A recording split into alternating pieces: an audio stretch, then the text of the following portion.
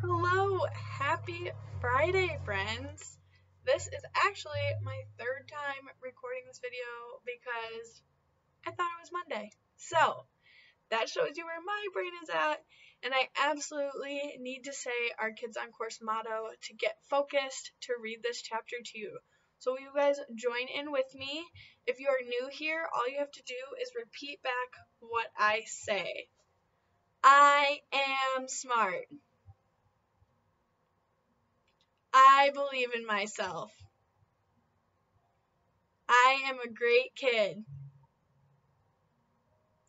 I have courage. I deserve to learn. Today is going to be awesome! And of course it is, because now I'm focused and ready to read. But before we do that, we have a couple things to go over. So, as I told you on Tuesday, we were having a sports-themed Friday. And so I am wearing my Chicago Cubs shirt. It is the W flag. So if you are not a Chicago Cubs fan, here's the little gist. When we win a game, we fly the blue W. And I actually have one of these back at my home in Illinois that we do actually fly when they win. So, in spirit of us not really having baseball right now, I decided to support my favorite team, the Chicago Cubs. I was going to wear a jersey for you, but unfortunately I do not have it here. I hope that I get to see some pictures of you guys in your favorite sportswear. If you decide to dress up, your parents can send me pictures to my email. I would love to see all your smiling faces because it has been so long since I've seen most of you. And with that, we're going to go over our questions and then read the chapter. So, on Tuesday, I asked you, who followed the Bailey School kids to the island? And it's the same pesky bird that has been following them everywhere. It was long-tongued Jack. And question 2, who was hiding in the trees at the island? And the person hiding in the trees was Mr. Jenkins because the kids were not where they were supposed to be. They're not supposed to be on the island. They're supposed to be practicing for the race.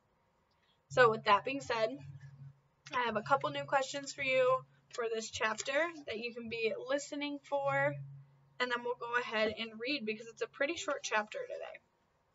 Question 1. Why shouldn't the Bailey School kids sail the morning that they're going to the island? Question 2. What happened to the treasure? So turn on those listening ears and listen for those answers. Here we go. If I learn anything else about trees, I'll sprout roots, Eddie complained. Coach Ellison had just given them a nature lesson on chlorophyll, the green stuff in plants. They were sitting around the campfire after rowing practice. I think it's interesting, Howie said. I like learning about nature. Eddie shook his head.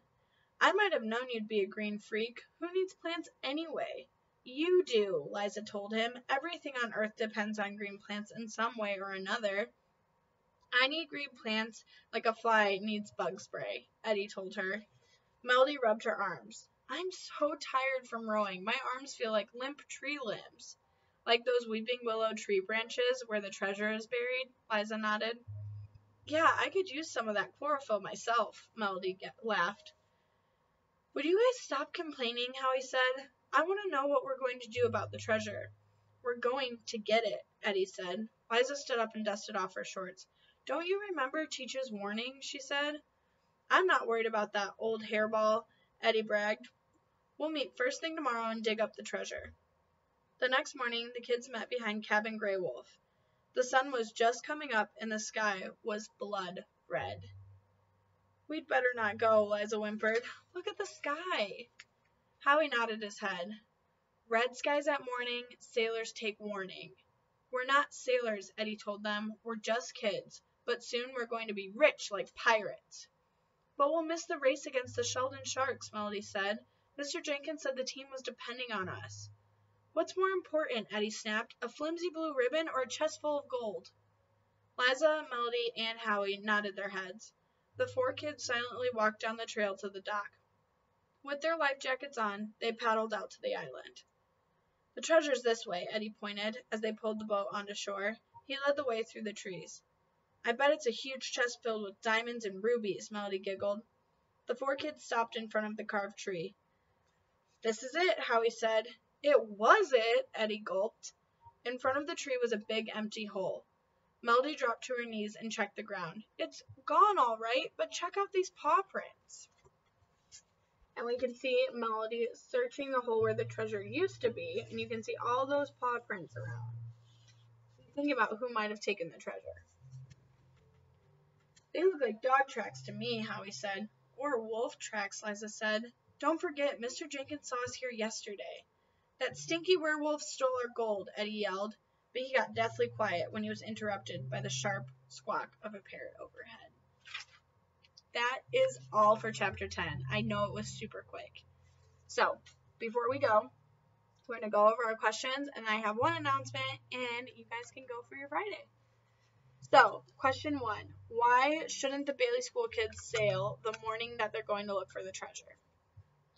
And question 2. What happened to the treasure? So, we only have 2 more chapters left in this book, which means we will finish it next Friday. So, if you have any idea of the next book that we should read, you can have your parents send me an email with a suggestion.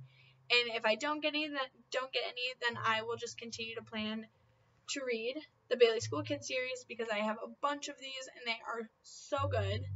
But like I said, if you think of anything, have your parents send me an email and we will get it on our list. Happy Friday, everybody. Bye.